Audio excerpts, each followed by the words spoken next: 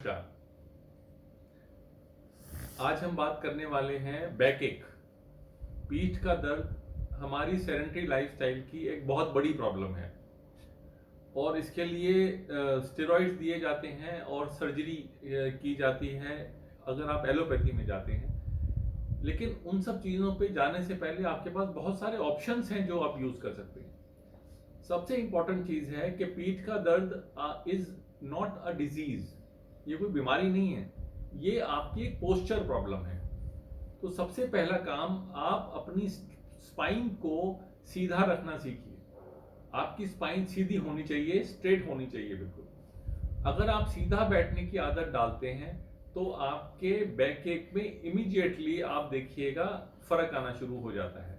Generally L4 L5 जो हमारी lumbar vertebra है उनके बीच में गैप कम होने से सबसे ज्यादा मैक्सिमम केसेस इस गैप की वजह से होते हैं।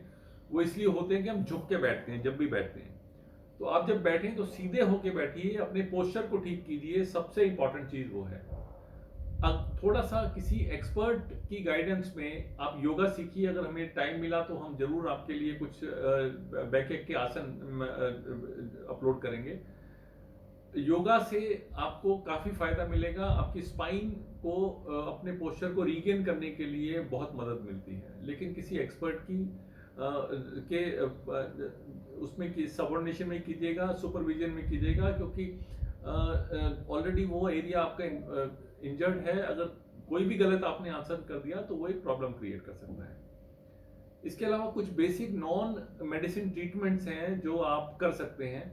उसमें से आपके पास अगर हमारा किट है तो उसमें बहुत सारी चीजें हैं जो आपको इसमें मदद करेंगी।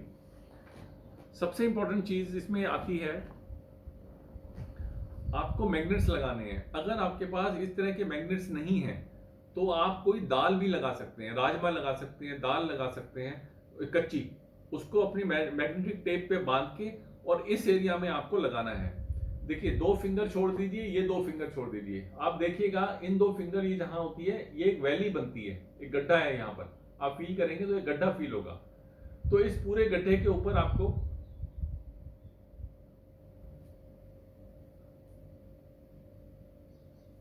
ऐसे मैग्नेट्स लगा देनी है। अगेन, उस गड्ढे के ऊपर, हड्डी के ऊपर नहीं लगनी चाहिए, गड्ढे के ऊपर आनी चाहिए। ये मैग्नेट लगाने से आपको काफी जल्दी इसमें रिलीफ मिलेगा आपके बैक एक में। और आप देख, इसका तरीका वही है, रात को लगाइए, सुबह इसको हटा दीजिए। और ये जो मैग्नेट्स हैं ये रीयूज हो सकते हैं, काफी सालों तक इनकी लाइफ होती है। इसके अलावा ये एक सिगरेट नुमा कैंडल आती है, मोक्सा कैंडल बोलते हैं इसको। इसको आप जलाइए और जहां पर पेन है उस एरिया को नोटिफाई कर लीजिए और उस बैक पे उस एरिया की सिकाई कीजिए इससे। ये जैसे अगर आपका बैक है तो ऊपर रखते हुए इसकी सिकाई शुरू कर दीजिए। 5 मिनट सिकाई करने से भी आपको बहुत अच्छा फायदा मिलेगा।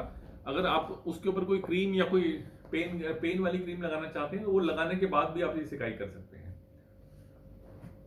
तीसरा है, एक स्पाइन रोलर आता है, ये हमारी किट में आता है। इसको आप पीछे लगाकर अपने आप कर सकते हैं, किसी की मदद की जरूरत नहीं है। आप स्पाइन रोल ऐसे घुमा सकते हैं।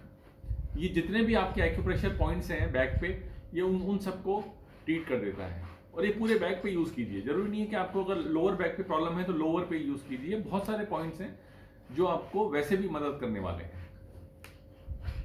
यहां तक आप इसको ऐसे यूज कर सकते हैं।